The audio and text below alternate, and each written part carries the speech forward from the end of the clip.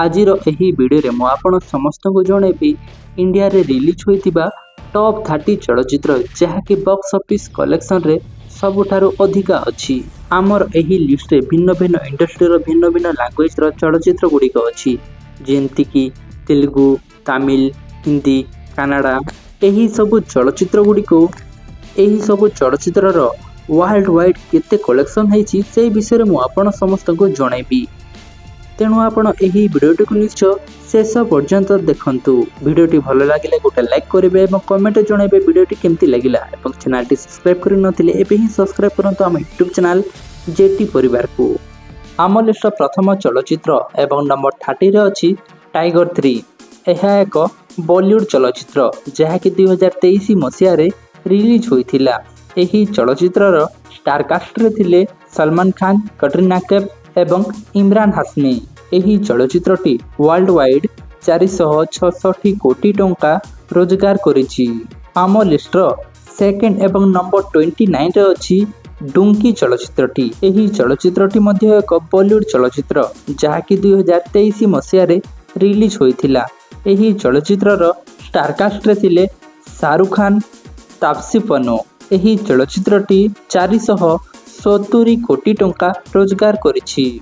आम list number 28 रे अछि वार चलचित्र। यह मध्य एक बॉलीवुड चलचित्र जहाँकि 2019 मसीह रे रिलीज होइथिला।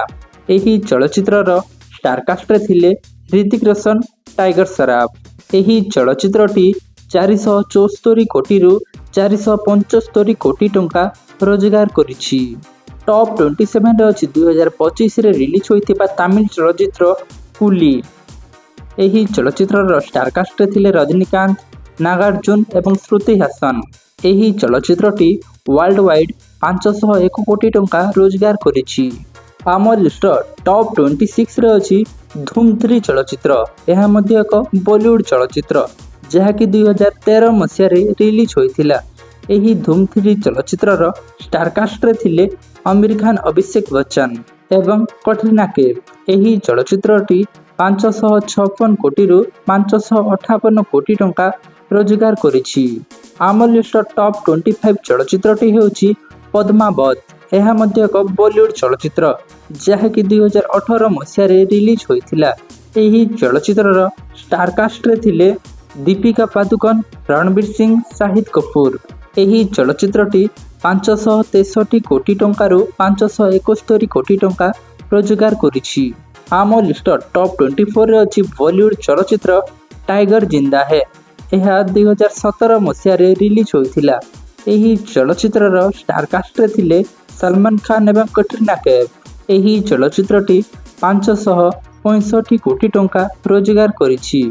आम लिस्ट टॉप 23 रे अछि 2025 रे रिलीज होइथिबा ब्लॉकबस्टर चलचित्र सयारा। एही चलचित्रर स्टार कास्ट रे थिले आहान पांडे एवं अनित पड्डा। एही चलचित्रटी 576 कोटी टंका रोजगार करिछि।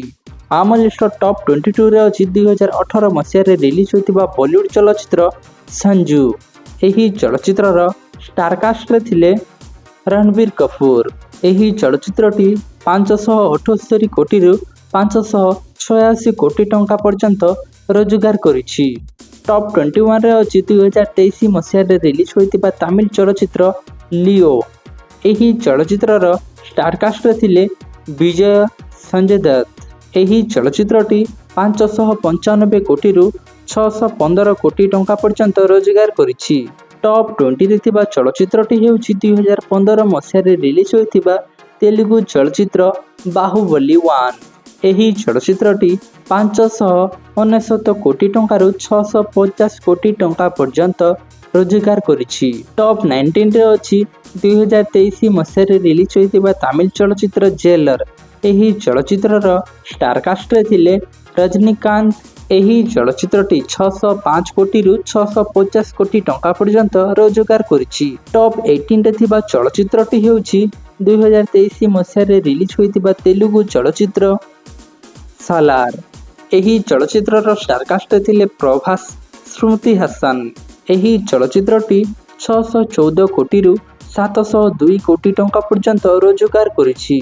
टॉप 17 रे अछि 2016 मसीह रे रिलीज होइथिबा बॉलीवुड चलचित्र ସୁଲତାନ ଏହି ଚଳଚ୍ଚିତ୍ରର ଷ୍ଟାରକାଷ୍ଟ ଥିଲେ ସଲମାନ ଖାନ ଏବଂ ଅନୁଷ୍କା ଶର୍ମା। ଏହି ଚଳଚ୍ଚିତ୍ରଟି 615 କୋଟିରୁ 623 କୋଟି ଟଙ୍କା ପର୍ଯ୍ୟନ୍ତ ରୋଜଗାର କରିଛି। ଟପ୍ 16ରେ ଅଛି 2023 ମସିହାରେ ରିଲିଜ୍ ହୋଇଥିବା ବଲିଉଡ ଚଳଚ୍ଚିତ୍ର ଗଦର 2। ଏହି ଚଳଚ୍ଚିତ୍ରର ଷ୍ଟାରକାଷ୍ଟରେ ଥିଲେ ସନି ଦେଓଲ ଏବଂ ଅମୀଷା ପଟେଲ। ଏହି ଚଳଚ୍ଚିତ୍ରଟି 691 କୋଟିରୁ 700 କୋଟି ଟଙ୍କା ପର୍ଯ୍ୟନ୍ତ ରୋଜଗାର କରିଛି। ଟପ୍ 15ରେ ଅଛି 2018 ମସିହାରେ ରିଲିଜ୍ ହୋଇଥିବା ତାମିଲ ଚଳଚ୍ଚିତ୍ର ରୋବୋଟ 2.0। ଏହି ଚଳଚ୍ଚିତ୍ରର ଷ୍ଟାରକାଷ୍ଟରେ ଥିଲେ ରଜନୀକାନ୍ତ, ଅକ୍ଷୟ କୁମାର। ଏହି ଚଳଚ୍ଚିତ୍ରଟି 700ରୁ 800 କୋଟି ଟଙ୍କା ପର୍ଯ୍ୟନ୍ତ ରୋଜଗାର କରିଛି।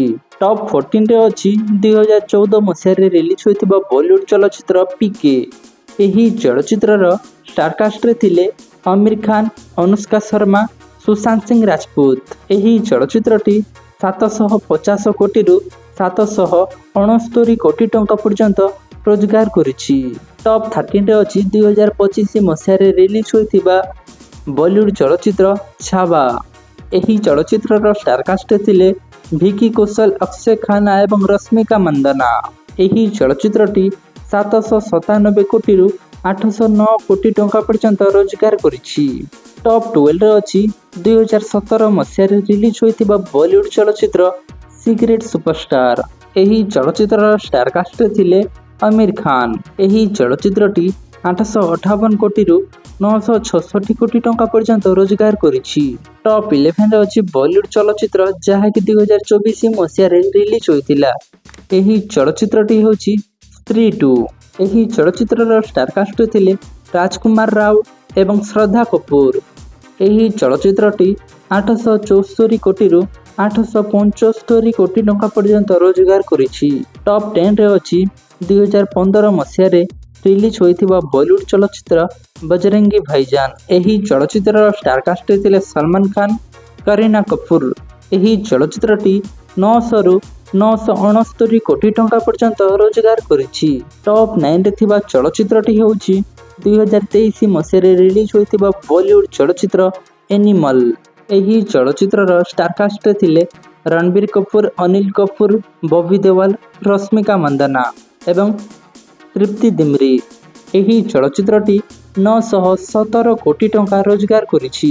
ଟପ୍ 8ରେ ଅଛି 2024 ମସିହାରେ ରିଲିଜ୍ ହୋଇଥିବା ତେଲୁଗୁ ଚଳଚ୍ଚିତ୍ର କଲ୍କି 2898 AD। ଏହି ଚଳଚ୍ଚିତ୍ରର ଷ୍ଟାରକାଷ୍ଟରେ ଥିଲେ ପ୍ରଭାସ, ଅମିତାଭ ବଚ୍ଚନ, କମଲ ହାସନ, ଦୀପିକା ପାଦୁକୋନ, ଦିଶା ପଠାନି। ଏହି ଚଳଚ୍ଚିତ୍ରଟି 1042ରୁ 1100 କୋଟି ଟଙ୍କା ରୋଜଗାର କରିଛି। ଟପ୍ 7ରେ ଅଛି 2023 ମସିହାରେ ରିଲିଜ୍ ହୋଇଥିବା ବଲିଉଡ ଚଳଚ୍ଚିତ୍ର ପଠାନ। ଏହି ଚଳଚ୍ଚିତ୍ରର ଷ୍ଟାରକାଷ୍ଟରେ ଥିଲେ ଶାହରୁଖ ଖାନ, ଦୀପିକା ପାଦୁକୋନ, ଜନ୍ ଆବ୍ରାହମ। ଏହି ଚଳଚ୍ଚିତ୍ରଟି 1050 କୋଟି ଟଙ୍କା ରୋଜଗାର କରିଛି। ଟପ୍ 6ରେ ଥିବା ଚଳଚ୍ଚିତ୍ରଟି ହେଉଛି 2023 ମସିହାରେ ରିଲିଜ୍ ହୋଇଥିବା ବଲିଉଡ ଚଳଚ୍ଚିତ୍ର ଯବାନ। ଏହି ଚଳଚ୍ଚିତ୍ରର ଷ୍ଟାରକାଷ୍ଟରେ ଥିଲେ ଶାହରୁଖ ଖାନ, ନୟନତାରା ଏବଂ ବିଜୟ ସେତୁପତି। ଏହି ଚଳଚ୍ଚିତ୍ରଟି 1148 କୋଟି ଟଙ୍କା ରୋଜଗାର କରିଛି। ଟପ୍ 5ରେ ଅଛି 2022 ମସିହାରେ ରିଲିଜ୍ ହୋଇଥିବା କାନାଡା ଚଳଚ୍ଚିତ୍ର KGF ଚାପ୍ଟର 2। ଏହି ଚଳଚ୍ଚିତ୍ରର ଷ୍ଟାରକାଷ୍ଟରେ ଥିଲେ ୟଶ, ସଞ୍ଜୟ ଦତ୍ତ, ରବିନା ଟଣ୍ଡନ। ଏହି ଚଳଚ୍ଚିତ୍ରଟି 1200ରୁ 1250 କୋଟି ଟଙ୍କା ରୋଜଗାର କରିଛି। ଟପ୍ 4ରେ ଅଛି 2022 ମସିହାରେ ରିଲିଜ୍ ହୋଇଥିବା ତେଲୁଗୁ ଚଳଚ୍ଚିତ୍ର ଟ୍ରିପଲ R। ଏହି ଚଳଚ୍ଚିତ୍ରର ଷ୍ଟାରକାଷ୍ଟରେ ଥିଲେ ଜୁନିୟର NTR, ରାମଚରଣ, ଅଜୟ ଦେବଗନ ଏବଂ ଆଲିଆ ଭଟ୍ଟ। ଏହି ଚଳଚ୍ଚିତ୍ରଟି 1300ରୁ 1387 କୋଟି ଟଙ୍କା ରୋଜଗାର କରିଛି। ଟପ୍ 3ରେ ଅଛି 2024 ମସିହାରେ ରିଲିଜ୍ ହୋଇଥିବା ତେଲୁଗୁ ଚଳଚ୍ଚିତ୍ର ପୁଷ୍ପା 2। ଏହି ଚଳଚ୍ଚିତ୍ରର ଷ୍ଟାରକାଷ୍ଟରେ ଥିଲେ ଅଲ୍ଲୁ ଅର୍ଜୁନ, ରଶ୍ମିକା ମନ୍ଦନା। ଏହି ଚଳଚ୍ଚିତ୍ରଟି 1642 କୋଟିରୁ 1800 କୋଟି ଟଙ୍କା ପର୍ଯ୍ୟନ୍ତ ରୋଜଗାର କରିଛି। ଟପ୍ 2ରେ ଅଛି 2017 ମସିହାରେ ରିଲିଜ୍ ହୋଇଥିବା ବଲିଉଡ ଚଳଚ୍ଚିତ୍ର ବାହୁବଲି 2। ଏହି ଚଳଚ୍ଚିତ୍ରର ଷ୍ଟାରକାଷ୍ଟରେ ଥିଲେ ପ୍ରଭାସ, ରାନା ଡଙ୍ଗୁବତୀ ଏବଂ ଅନୁଷ୍କା ସେଠୀ। ଏହି ଚଳଚ୍ଚିତ୍ରଟି 1810 କୋଟି ଟଙ୍କା ରୋଜଗାର କରିଛି। ଏବଂ ଆମ ଲିଷ୍ଟର ଶେଷ ଏବଂ ଟପ୍ 1ରେ ଥିବା ଚଳଚ୍ଚିତ୍ରଟି ହେଉଛି 2016 ମସିହାରେ ରିଲିଜ୍ ହୋଇଥିବା ବଲିଉଡ ଚଳଚ୍ଚିତ୍ର दंगल। ଏହି ଚଳଚ୍ଚିତ୍ରର ଷ୍ଟାରକାଷ୍ଟରେ ଥିଲେ ଆମିର ଖାନ। ଏହି ଚଳଚ୍ଚିତ୍ରଟି 1968 କୋଟି ଟଙ୍କାରୁ 2200 କୋଟି ଟଙ୍କା ପର୍ଯ୍ୟନ୍ତ ରୋଜଗାର କରିଛି। ତ ଦର୍ଶକ ବନ୍ଧୁ, ଏହା ଥିଲା ଟପ୍ 30 ଚଳଚ୍ଚିତ୍ର ଯାହାକି ୱାର୍ଲଡ ୱାଇଡ୍ ବେଶୀ ରୋଜଗାର କରିଛି। ମୁଁ ଆଶା କରୁଛି ଆପଣ ସମସ୍ତଙ୍କୁ ଏହି ଭିଡ଼ିଓଟି ନିଶ୍ଚୟ ଭଲ ଲାଗିଥିବ। ଭିଡ଼ିଓଟି କେମିତି ଲାଗିଛି ନିଶ୍ଚୟ ତଳେ କମେଣ୍ଟ ମାଧ୍ୟମରେ ଆମକୁ ଜଣାଇବେ। ଏହି ଲିଷ୍ଟ ମଧ୍ୟରୁ କେଉଁ ଚଳଚ୍ଚିତ୍ରଟି ଆପଣଙ୍କୁ ବେଶୀ ଭଲ ଲାଗେ, କେଉଁ ଚଳଚ୍ଚିତ୍ରଟି ବାରମ୍ବାର ଦେଖିବାକୁ ପସନ୍ଦ ଲାଗେ, ନିଶ୍ଚୟ ତଳେ କମେଣ୍ଟ ମାଧ୍ୟମରେ ଆମକୁ ଜଣାଇବେ। ଏବଂ ଯଦି ଆମ ୟୁଟ୍ୟୁବ୍ ଚ୍ୟାନେଲଟିକୁ ଏପର୍ଯ୍ୟନ୍ତ ମଧ୍ୟ ସବସ୍କ୍ରାଇବ୍ କରିନାହାନ୍ତି, ଏବେ ହିଁ ସବସ୍କ୍ରାଇବ୍ କରନ୍ତୁ ଆମ ୟୁଟ୍ୟୁବ୍ ଚ୍ୟାନେଲ ଜେଟି ପରିବାରକୁ।